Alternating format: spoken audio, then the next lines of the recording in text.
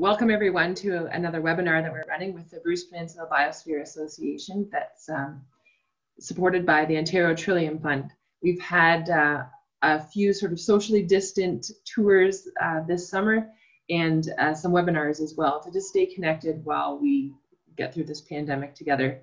And this morning, well, it's morning here and it's afternoon there, we've got an online discussion with Willie Shaw. He's in Birr, Ireland, joining us today. And he's a cousin of the Camerons as well. So he's been to the Bruce Peninsula quite a few times. And I'm looking forward to the conversation with him. And I'd always wondered about Ireland. Obviously, you know where it is, and this is right where Birr is, right in the middle. And where we are, it just seems like such a stark comparison across the pond there. But when you actually do the numbers, we have quite a similar farmable acreage from Ontario to Ireland, and obviously quite different in terms of the annual temperatures that we have. But just looking at, like, they have a lot more farmers than we have here in Ontario, producing a lot more livestock, sheep, beef, dairy. They recently had their quota system dismantled in the last few years. So we'll talk about that as well. And it's just an entirely different farming system, and you always learn something new. So I'm looking forward to hearing from you, Willie. Thanks so much for joining us today. Is Willie frozen? Oh, there you are. Okay, go ahead. That would be ironic. Well, on the far right, obviously, is Caroline, and that's Olivia, my oldest girl. Bonnie and Terry know these guys, so it's a bit like they know all this already. But and then you have Aoife then just beside me there. That's my tech team, my everything there, right there, all in one. How old are they now? Sounding board, my slave labor. It's basically anything to do with the farm. We still, thankfully, in Ireland, still have the family farm is still pretty important. Most 90% of farms in Ireland are still family, husband and wife teams. So that's still pretty much the way in Ireland. Maybe this could be the last generation of it. We're getting more and more technical, I guess, or whatever way you'd like to say it. But 9 times out of 10, it is 90% family farms. Mm-hmm. Are there a lot bigger farms coming in, you're saying, like corporate farms?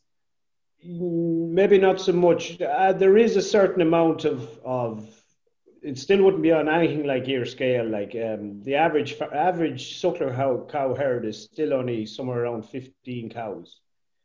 Mm-hmm. There's guys with 500 cows, but there's way more guys with 10 and 15.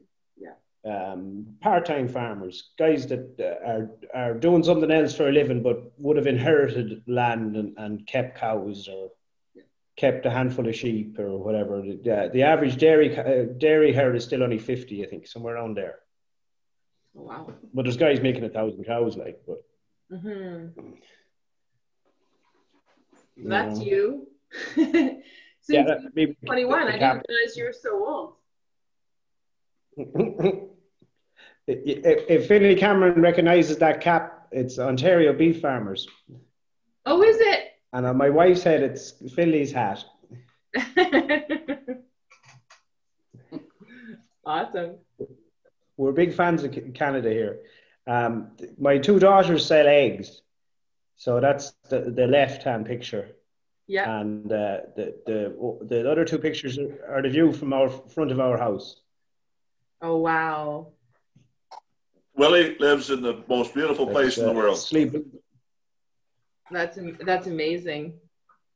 When the wind isn't coming from the east, you're looking east there where the sun rises up over the mountain. When the wind isn't coming, it's a pretty nice place to live. Otherwise, it's just really windy or cold, or?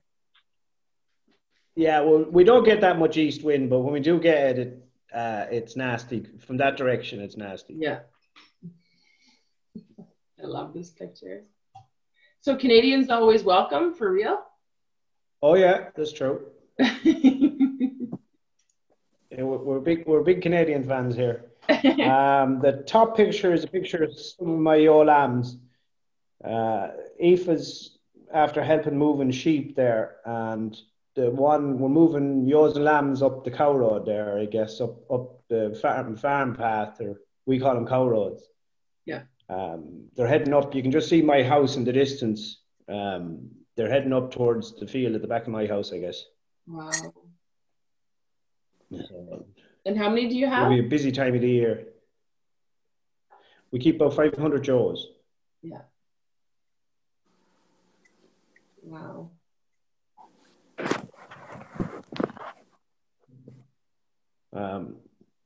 We would, there's a little calf on the bottom right hand side, a little calf, a little surprise, a heifer that wasn't supposed to be in calf. Yeah. And we bought some Charolais cattle after we came home from Canada, maybe in December, I guess, last year. And there, the picture of them there before we've sold, so we've some going now this month, September. The last of them are going now in September to the factory. And that's the king of the farmyard. That's Chum up on top of the bales. Is that where he always sits? Yeah, if he's late, yeah. Yeah. Oh, they're gorgeous. And this we got a Canadian. I got sort of like a Canadian couple of weeks in the February of that 2018.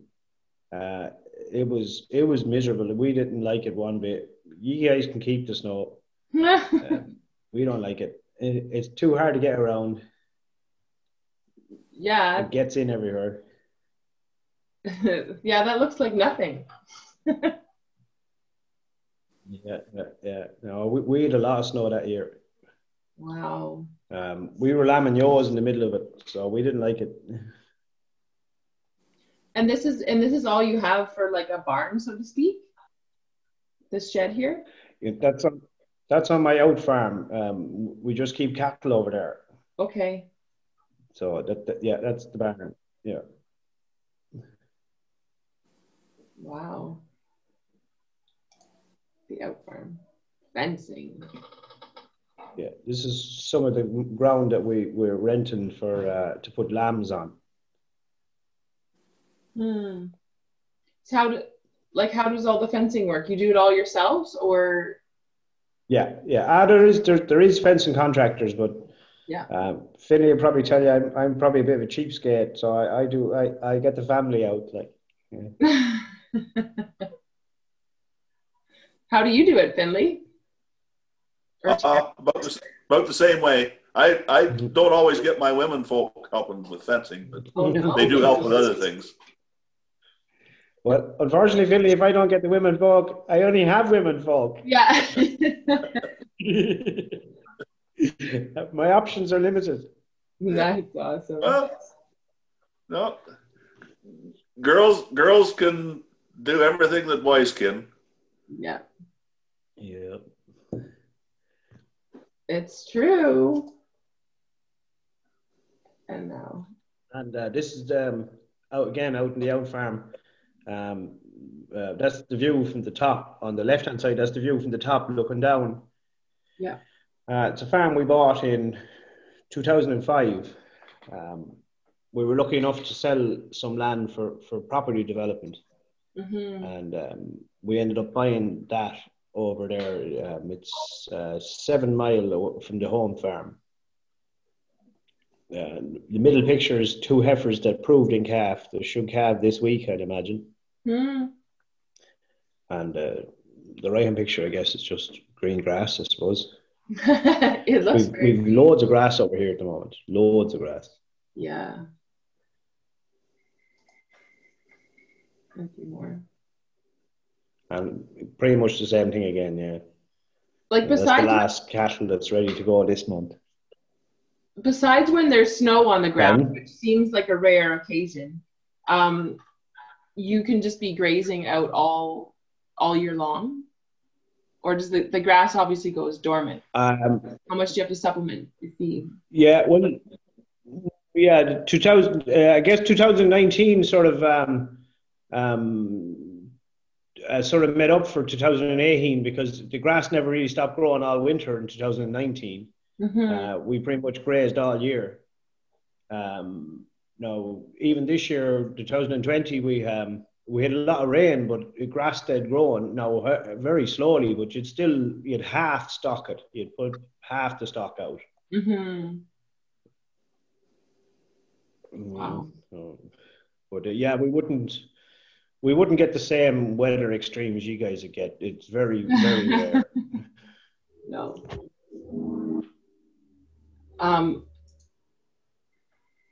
Oh, this is this picture. Anything with a castle. Yeah, You yeah. still see Well, castles? Billy will tell you we got loads of them. It looks like. Yeah, we've seen lots of castles there. A lot more than I ever imagined would be in one place. And is it kind of like they're no big deal? Like kind of like we have like these old relics of some of these beautiful barns falling apart. Like nobody pays them no. Like are they? There would have been a lot more intact castles. Okay, and then that would be a Say tourist. again, Mel? Yeah, yeah. Well, there would have been an awful lot more, inhabited castles, but during the War of Independence, an awful lot was burnt to try and get the English out. Oh wow! So it's a pity because you look at them now, but people thought it was an essential, and it was the only way of getting them out. Landed gentry, like. Yeah. So then, are they public property? Like who takes care of them, or anyone just go there? We'd have, I guess, like we'd have a county council or an OPW, Office of Public Works, that would own, and some of them are private, but the vast majority of them, I'd say 70% of them, are owned by the state. I'm just imagining them like turned into barns or something. Don't see that working too well. Is this pretty common? Yeah, less and less so. It's a romantic side of Ireland with a Landini tractor, fairly old tractor coming down, but it's not, you will see it, just not as often as you would when I was a child. Yeah. Oh, it's quite something. And what about here? The cattle, like, are these old paths they're walking? Yeah, cow roads, yeah. They're going out to pasture, going back out after being milked. A good few guys starting to run robots now. The cows go in and out themselves. So they're milked by robot. Oh, yeah. I'd say maybe it's getting bigger and bigger, but there's about, I'd say 5% of dairy farms now have robots. Do you know what size of herd they'd have to make the investment? Each robot can handle 80 cows. Yeah. So some guys are putting in multiple robots, could be putting in 5 and 6 robots. Mm-hmm. Wow. But these cow roads, like, what's this made out of? Gravel. Just gravel? Yeah. Oh, it looked like they were like boards or something. Yeah, it must be whatever way it's tracked in or something. No, they're always gravel, hardcore. Oh, hardcore, yeah. Oh man, so cute. That's not yours. No. It was a short presentation. This is some Canadian whiskey that I'm gonna send over to you somehow. I figured out how. The theme that Finley got to say thank you. I want to just open it up for just like, honestly, this is just a discussion. Willie had some great slides to share first. And I'm going to just like stop sharing the screen altogether so we can just see each other. Garrett, I don't know if you can turn your video on again. We all have our morning faces on. I still have my coffee. So there you are. Cheers. Cheers.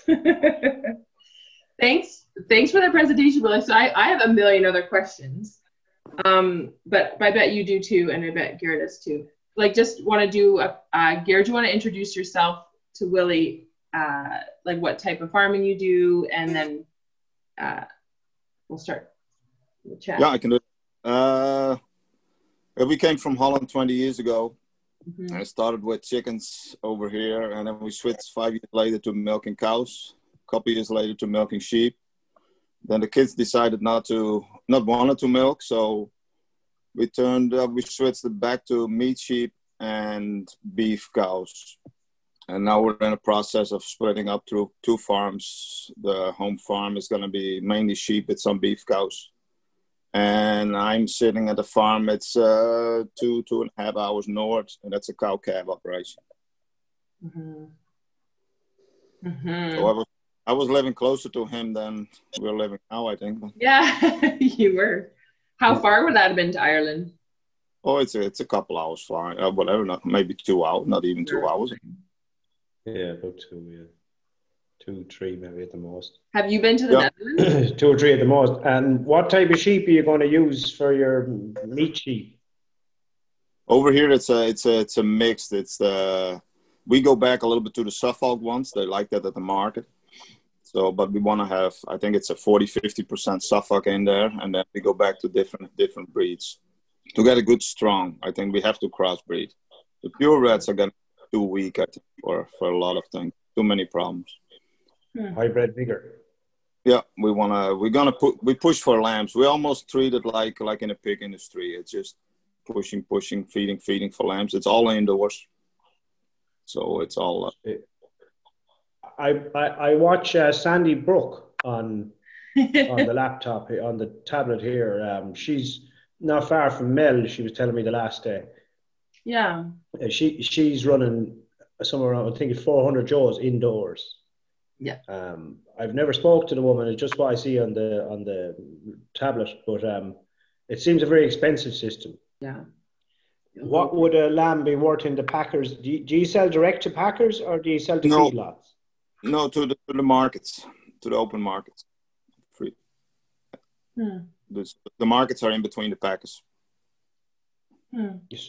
So you go to, when we go to Finley's house, we go to Katie Mart, only because it's on every week, and we know that it's not that far away, and we'd see sheep there, but that would be very small lots. It'd be 1s and 2s, and where do you guys go? You go, obviously, is there a sheep mart, a special designated sheep mart?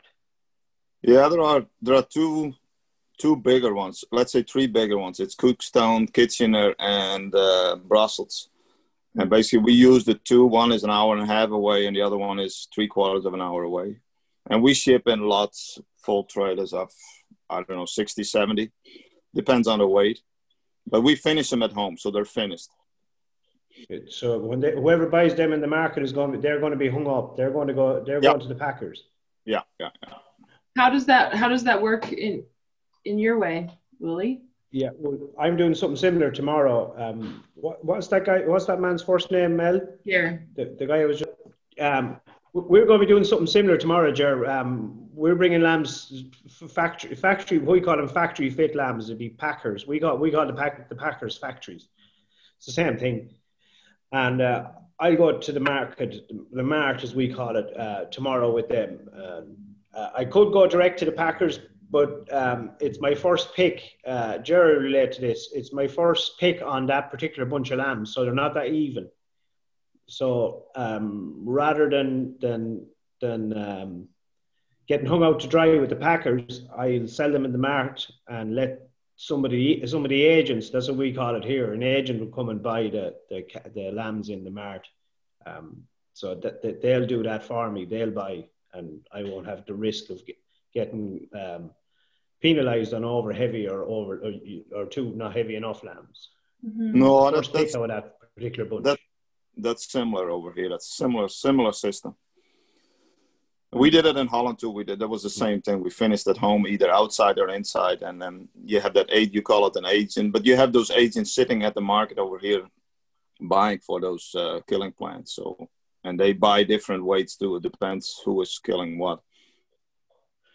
It gets complicated, but we at the moment, I just got today's paper, and we're on, which first time I ever remembered, on the 1st of September, €5.40 per kilo at the moment, up to 21.5 kilos. That's our limit. If you produce a lamb heavier than that, you get paid for 21.5 kilos, and every other kilo is free. You don't get paid for it. Oh, okay. But I never remember as good a price as this, not in September. Okay. So they reckon that the sheep meat in general, beef as well, has never been the good food, the good cuts. Because of the virus, people are cooking more at home, and it's put a real want for good food here, because we export so much food here in Ireland. It's really helped us, Germany and France and stuff. Like you're selling into the Canadian markets right now. Yeah, Philly, you could be eating Irish lamb. We have to stop those boats. What did he say? We have to stop those boats coming in. Stop those boats. At the moment, I think last year they got a lot of from England and Ireland, a lot of meat for whatever reason in. But at the moment, I think not a whole lot. It's more Australia and New Zealand again. But we only can produce 40% over here anyway. Yeah. We're for every lamb for every 10 lambs that's produced in Ireland, 9 is exported. Yeah. And the same for beef, or? Yeah, pretty much the same. 9 out of 10 and milk goes to Britain, of course, is our big market, and France and Germany. Yeah. Yes, but we're with the EU. When Britain bows out in another 2 months, no one knows what's going to happen. But at the moment, and has been since, because Ireland and Britain joined the EU to EEC together in 1973. So we've always traded. It's going on for hundreds of years, I guess, but this will be the first physical barrier that's been to trade. Now, they'll probably sort out something, but at the moment, nobody seems to be worried. They just can't get enough of meat at the moment. But cattle, not so good, Finlay. If you were here at the moment, 370 would be the tops you'd be getting on your run-of-the-mill to average beef price, 370 kilo. But you talk about that animal has to be under 30 months. You talk about killed weight over there. Kill rate. Yeah, killed weight. We always talk about live weight over here. Yeah. Well, these would be guys who are going directly to the factory. Yeah. To the packing plants themselves. But it's all dressed weight, but they get paid for.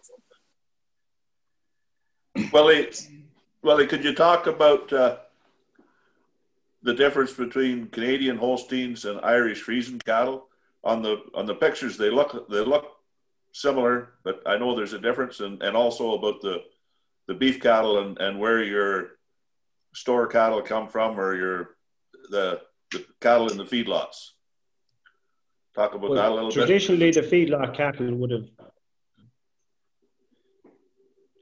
Traditionally, the feedlot cattle would have come from I guess from the marts. There would have been more our dairy industry. The Holstein and the Jersey wouldn't have infiltrated the dairy side of the thing up until maybe 10, 15, we're going to say 20 years ago, the Holsteins came. But the Jerseys have only arrived since the quotas ended, we'll say in the last 5 years. 5-6 years, the milk quotas went. So the Ireland is very much linked, on the dairy side of the thing is very much linked to New Zealand. Whatever New Zealand does, we usually end up following.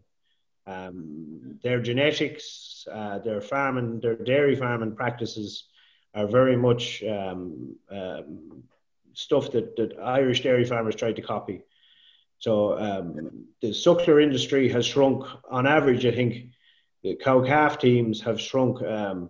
I'm going to say somewhere around 80,000 head, has reduced by 80,000 head over the last 5 years per year. Wow. So there's a huge swing against beef cows. They're so expensive. Even in the cheapest systems, lads are switching if they can to dairy cows, and if not, they're just rearing dairy bred calves. That's the next thing the guys are doing. They're still not making probably any money, but they're not losing money or not cost. It doesn't take the same effort or time as it would have done if they were doing cow-calf operations. Mm-hmm. Ireland's still very much a fragmented farm system. We still have an awful lot of, most farms, I'd say 2/3 or more maybe, land is all fragmented. You very seldom get your farm in one lump. I'm not sure what it's like over there with you guys, but we still, a small bit, you could have a guy with 100 acres and he could have that in 5 or 6 different parcels. Oh, wow. How big are parcels usually, or fields or pasture sizes? Fields, as Finley would say, and Terry, fields can vary from 2 acres. The west of Ireland could have a field with 2 acres in it, surrounded by stone walls. Wow. I heard a guy being interviewed on the radio the other day, and he was in a field of barley we call corn, and there was 340 acres in it. I didn't know we had a field that big in Ireland, but seemingly we do. But the vast majority of fields are 10, 15 acres. Okay. The hedgerows would have been the dividers between the fields years ago, and there was several environmental teams to replant. It was the 70s we were all told to get rid of the hedgerows to make the land more productive. And now it's gone their way. They're paying us to put back in hedgerows to make it better for the birds and what's in a hedgerow? All environmental stuff. That's as I told you the last day, and Finley and Terry would seem that here we farm the system here in Ireland. You farm the subsidies, and in Europe, it's not just here in Ireland, but in Europe. We're very, very much controlled by what money is available and what schemes we qualify for. You guys stand on your own way more than we. I think most European farmers could not, and Gerard probably, I'm not sure what his experience was before he left, but it very much a subsidised farming system here in Ireland. Mm-hmm. Every farmer's getting something. If he's not, he's a fool, because you can't compete without them. Yeah. That's the one huge difference, other than the weather. That's the one huge difference between us and Canada is the level of dependency we have on the subsidies. Yeah. Like what percent of your income would you say? What percent of your income would you say? Dairy farmers, and there is dairy farmers with subsidised income, because they might have been new entrants into dairying, or they might have had a different enterprise and built up. Anyone that was farming, basically the single farm payment is basically, we call it the farmer's dole. Well, I call it the farmer's dole. I don't know whether you guys got dole over there. What would you call it? Welfare. Pension. Philly's translating for us. Yep. Yeah. Welfare. Yeah. Welfare. Yeah. Well, in 1999, 2000, and 2001, whatever the farmers, this is in the entire Europe, mm-hmm. whatever the farmer drew down in subsidies during those 3 years was added together and divided by 3 to get the average of those 3 years. So there was guys on €100,000, there was guys on €1,000. It was so uneven, so unfair, but we're still receiving that money. 20 years later, we're still receiving that. Now, France I know France didn't decouple fully. They still have a subsidy on their suckler cow. I'm going to say €240 on each suckler cow in France. Parts of Germany, as far as I know, the same thing. Lorraine and all that neck of the woods, I know that's in France, but all along that border, they still have a decoupled payment. They still get paid because they were afraid it would ruin rural France. The suckler cow industry is so important in some parts over there. Limousine and places like that. So subsidization is huge. Like you said, like maybe up to 85% of an actual income would be from subsidies. Yeah, I'd say so. Yeah, I'd say 80%. Depends what enterprise you're in. I'd say dairy farmers could be 50, 60%. Beef farming, cow calf teams, I reckon 80 to 90%. Sheep, 70 to 80%. 70% for sure, anyway, at least on this farm. Pigs, there's no subsidization on pigs. That's probably the only enterprise that there's no subsidization on. Really? Yeah. Why would that be? Forestry is heavily subsidized. Oh. Yeah, so yeah. But unfortunately then, if you have a dead animal around that way, as Philly and Terry know already, I have to pay. Everything is paperwork. I have to pay people to do my paperwork. I'm subject to inspections, several inspections. I have to pay to get rid of a dead animal.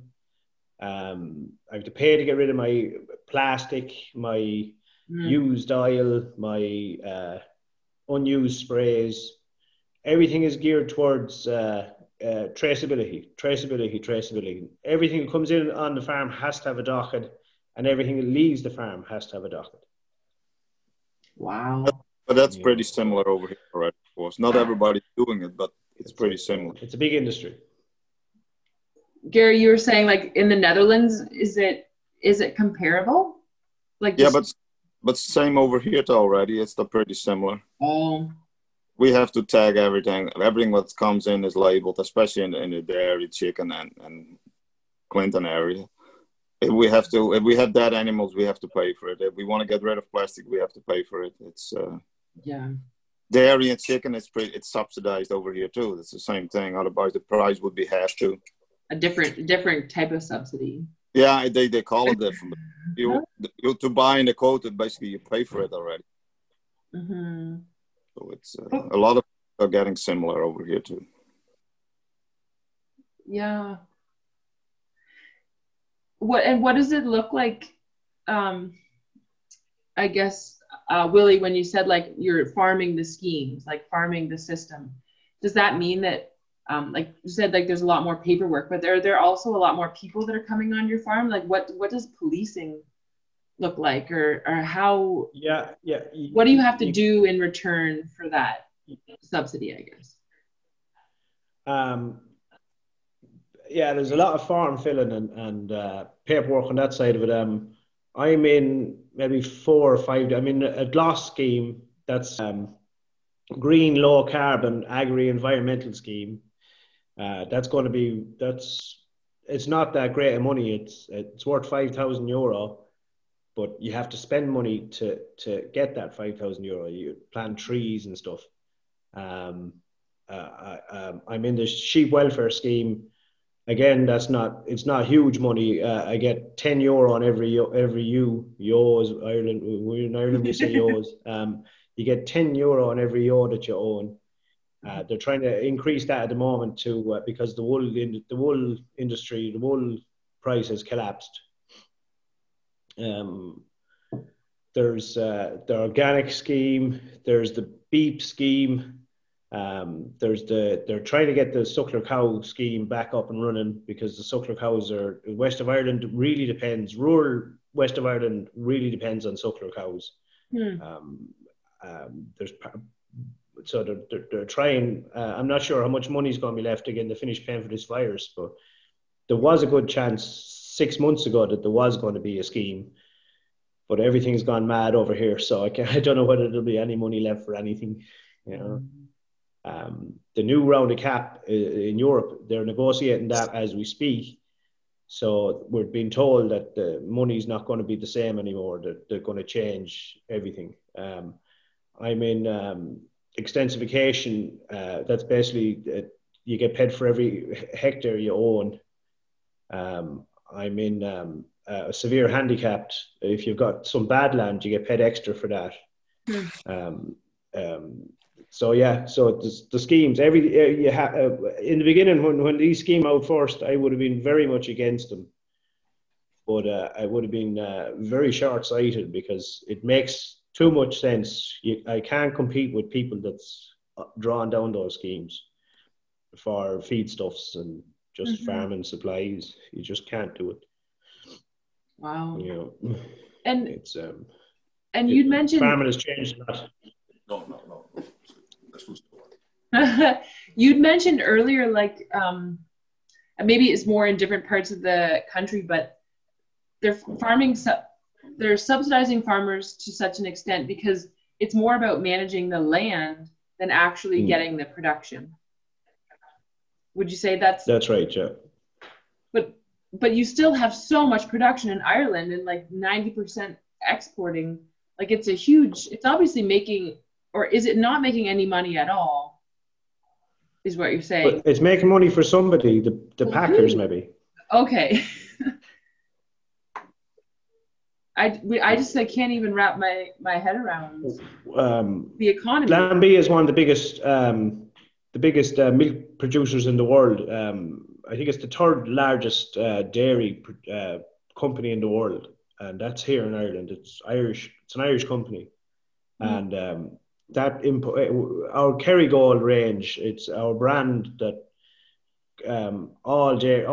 most dairy co-ops formulated a brand back in the 60s, and Kerrygold was the name. So that exports butter from all over the world. Not just butter, whey powder, because dried milk powder, everything. But Glanbia has branches in California. They compete with Frontiera in New Zealand. Like that's how big they are. It's just massive. Wow. So it's dairying is the new thing here in Ireland because the quotas have left. And China is the big market, and we're competing with G guys to get into China. That's the big market for dairy products. And like, were people really scared when the quota was dismantled just recently? Were farmers really worried? And then what was the actual impact in the end so far? Well, 2009 was the worst year for dairy, and that in my living time, had seen prices had gone down to 17 and 18 cents a litre. Bear in mind, at the moment, it's around double that. That nearly broke a good few guys. Quotas ended then in 2013, 2014 quotas ended. And other than the lack of manufacturing capacity in the plants at peak production, because don't forget, everything is based on grass. Every dairy cow basically calves in February. Very little liquid milk here in Ireland.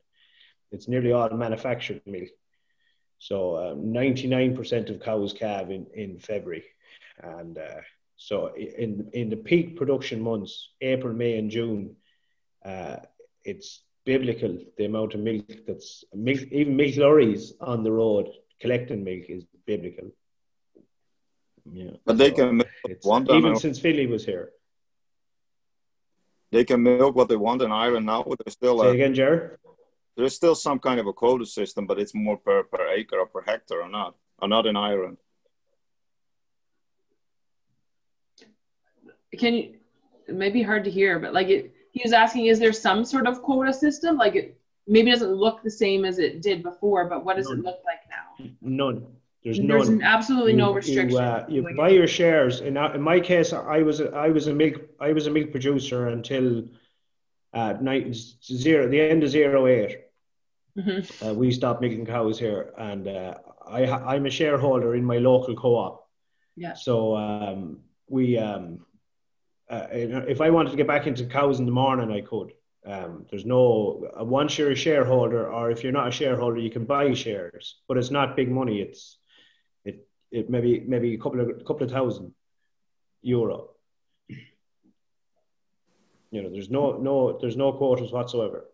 But they reckon with environmental There could be impacts on that you will have to adhere to environmental rules. But at the moment, there is no environmental rules for dairying. You can once you would adhere to good husbandry practices, i.e., withdrawals on drugs and stuff. There is no environmental. You can do what you like within reason, obviously. Really? So what are the acre prices or hectare prices? What does a farm cost at the moment? About €10,000 an acre. It was the average. There was a farm on today's paper made 20,000 an acre. But the average dairy farm, the average farm, period, it doesn't matter what enterprise it is around 10,000 an acre. I just want to look up what the exchange rate is today. No, just don't do that. Just compare it to the dollars. Is it? Yeah, don't. Don't. Canadian dollars is 1.25. Euro to Canadian 1.56 today. So do you see many immigrants then coming to Ireland or not? No. Why not? The only immigrants we'd have is from Eastern Europe working in packing plants and stuff like that. There's no foreigners farm here in Ireland. Why is that? I'd say 99.9% of farms. Land is pretty important here in Ireland. We have a bad reputation for foreigners coming in here and taking our land. So it wouldn't happen. So you tell.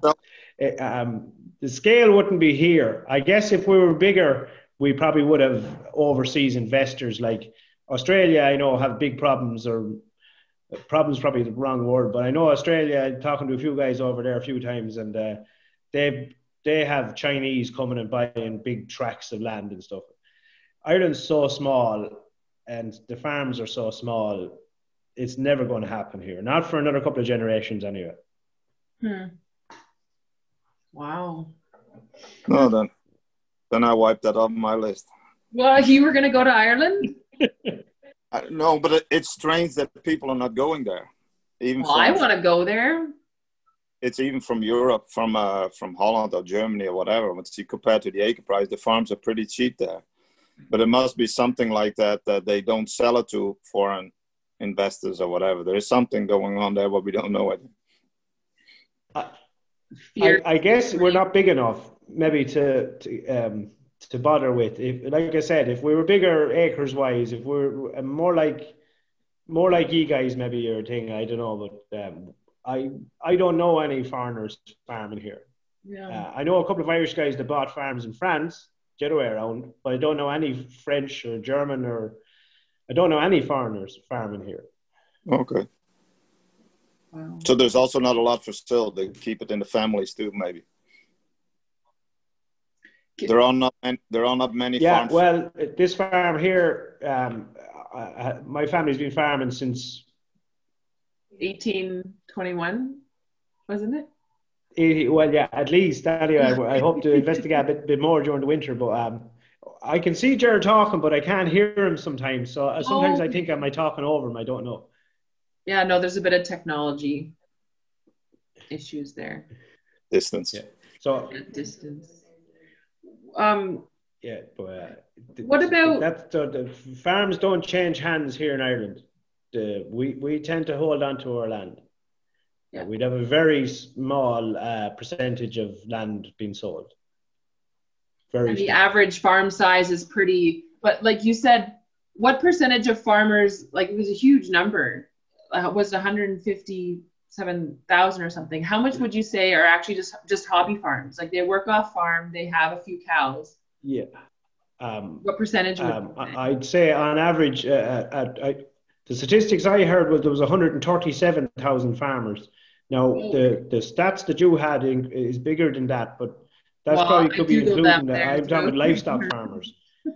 And I'd say about 100,000 of them are hobby farmers or part-time farmers. Okay.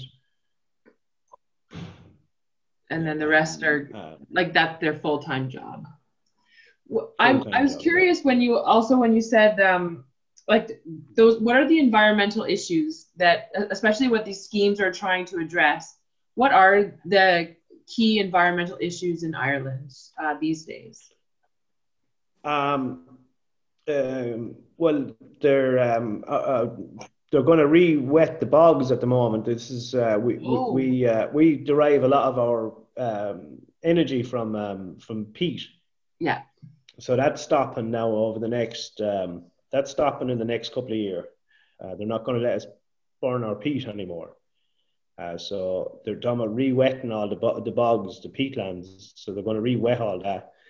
But from a farmer point of view, they're trying to get us to reduce our dependency on glyphosates, trying to get us to reduce our high nitrogen. If you go above a certain limit on the nitrogen, you have to apply for a license.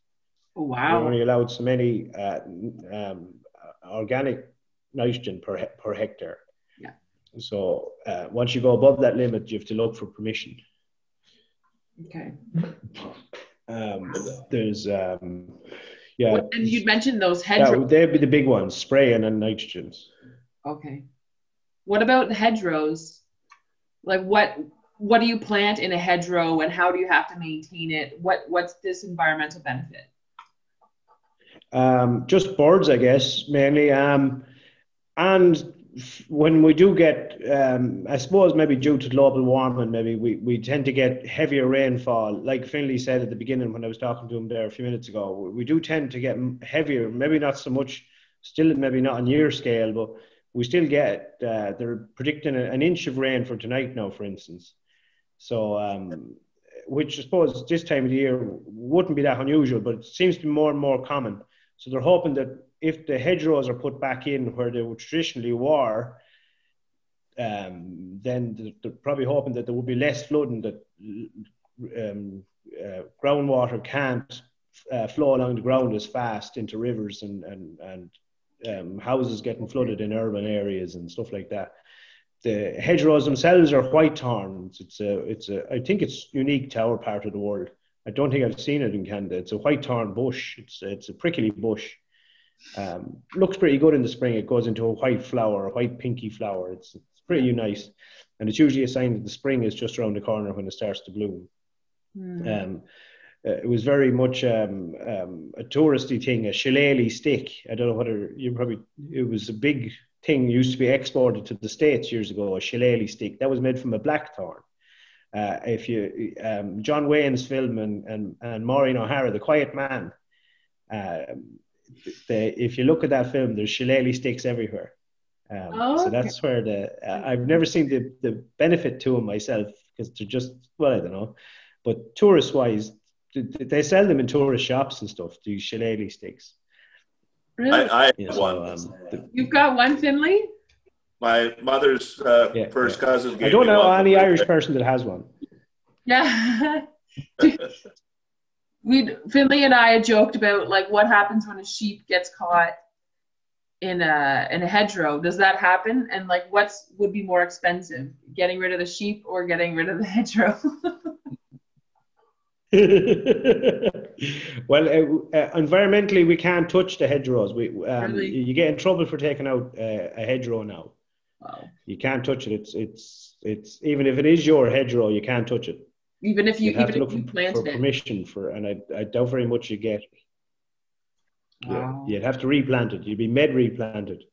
Most sheep, because the electric fences and stuff are up both sides of the hedgerows, the sheep can't really get to the hedgerows. Oh, you know what I mean? So that problem would be a wire fence happen. either side of the fence, the hedgerow, so they can't get to it. Well, that's good to know. The west of Ireland, the mountainier more sheep, the ones with the horns and stuff, we shear all them this time of the year, so they'd have no wool to get caught in the hedgerows anyway. We find that we'd shear, even though wool is worth nothing, we find that sheep thrive tremendously with the fleece taken off them. Tremendously. It's well worth it. Really? Even with the cold weather. Yeah. I don't know whether Jared does that in Canada or not, but we'd be big fans of shearing here. Yeah. Every breed. We shear before lambing always, so always 4 weeks before they lamb out that we're going to shear them. So it doesn't matter what time of the year. It doesn't matter how cold. And we have barns, it's just a shelter, cover all shelter. It's all closed in, but it's the same temperature as outside. they can handle it if you feed them good. They can, even if it's -20, we're still going to shear. Wow.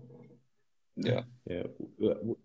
We find even with the store lambs, young lambs that's not ready to go yet, that's just going for for further feeding. We shear them. They grow. The thrive rate in shore versus onshore is just apples and oranges. It makes a huge difference to them. So we shear everything. And next month or this month, September, I'll shear everything. Anything that's going to be on the farm for the winter, I'll shear. Okay. Yeah, that's like New Zealand too, of course. They shear all those lambs too. I think they have to, or not before they go to the killing plants. Yeah. We get in trouble for having dirty lambs here, or soiled fleeces. Yeah.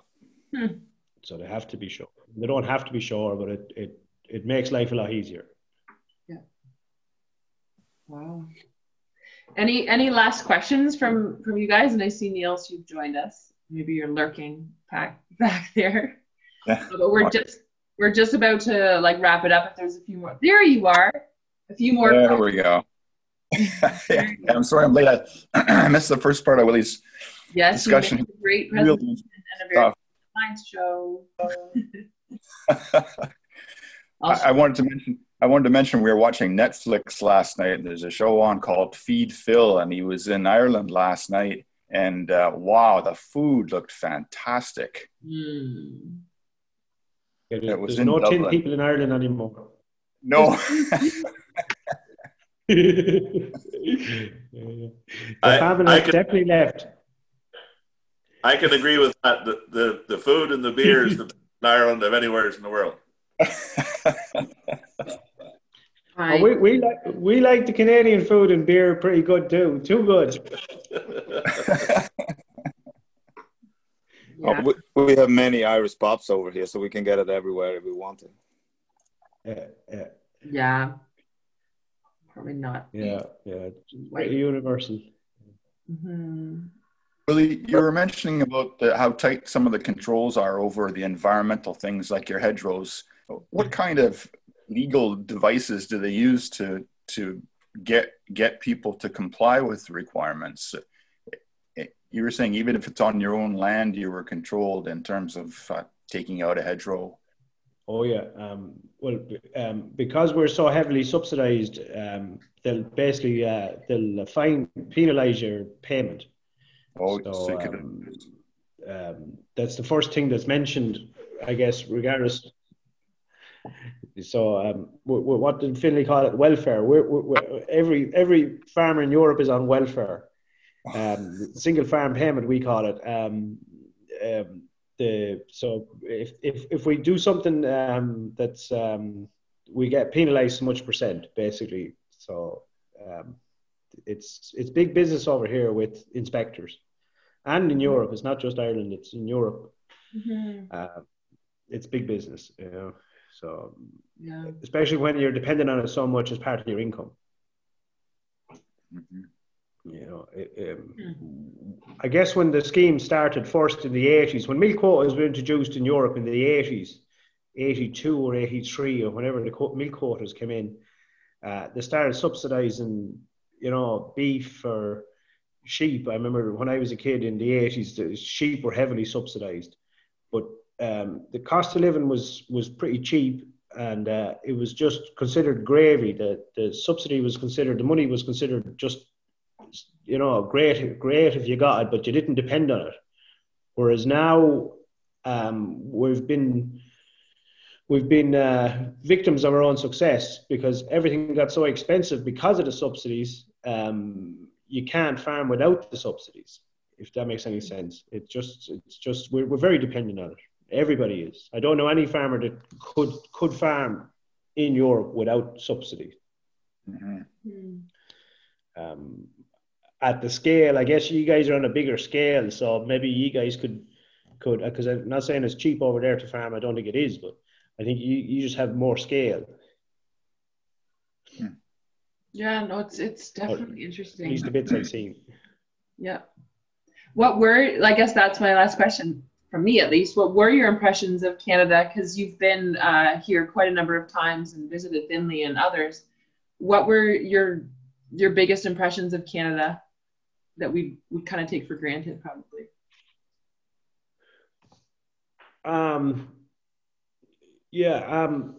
Jesus, there's so many. Leaving aside how good the people are over there.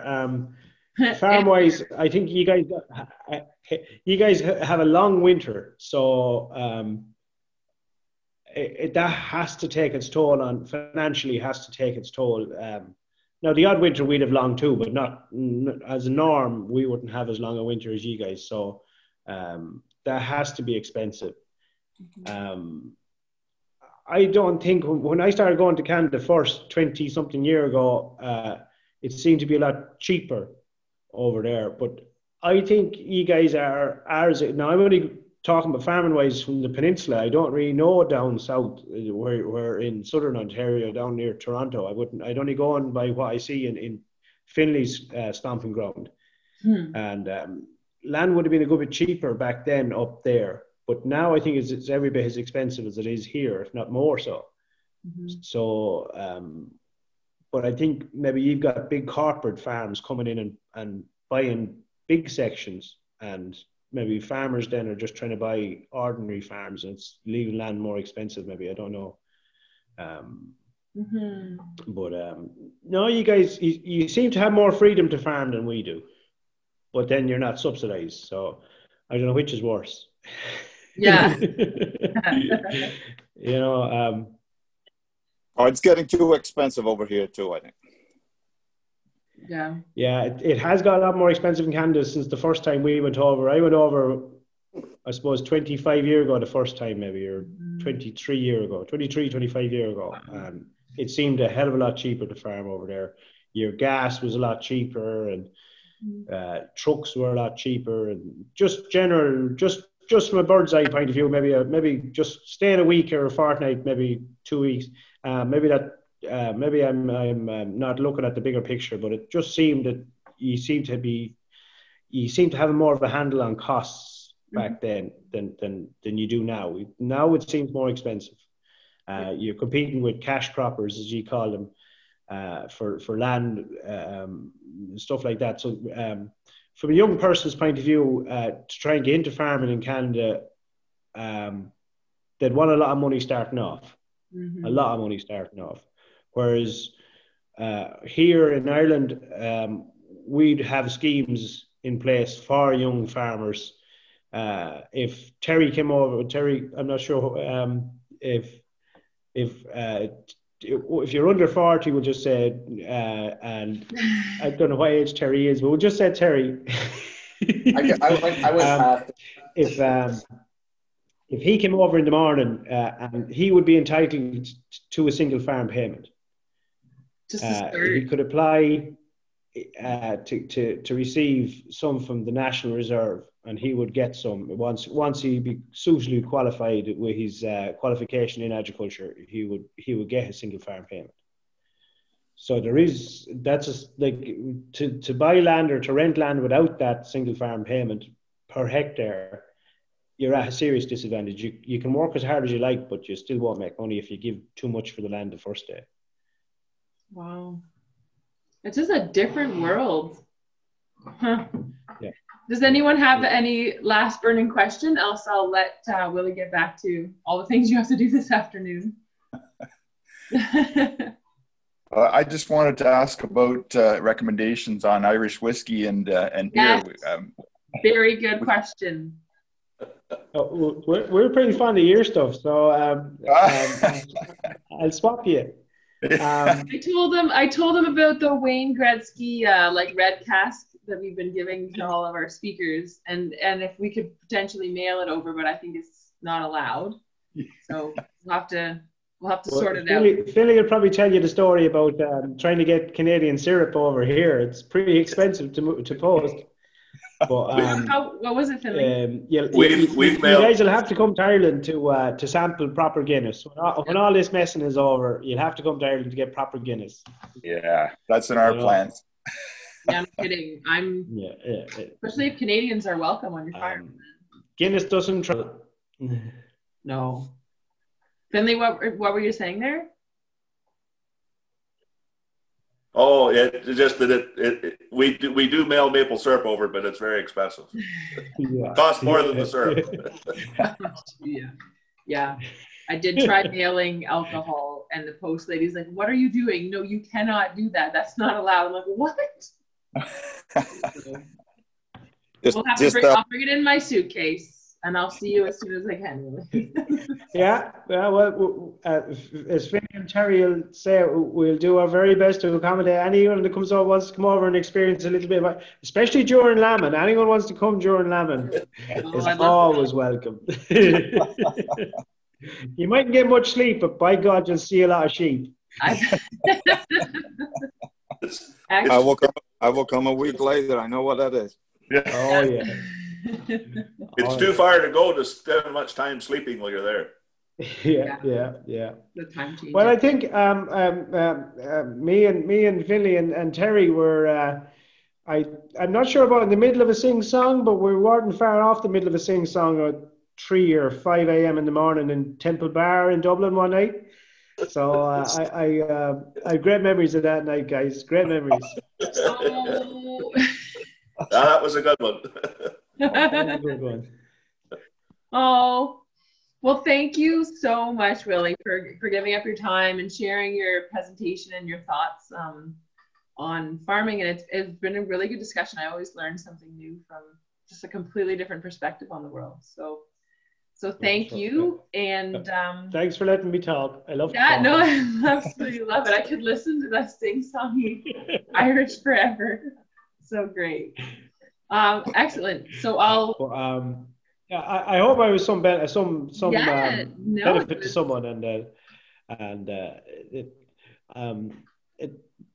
Finley and Terry, I'll talk to you guys later, and best of luck to you guys, and to Jared there with his new enterprise. The best of luck, and we might talk to you again sometime. Yeah,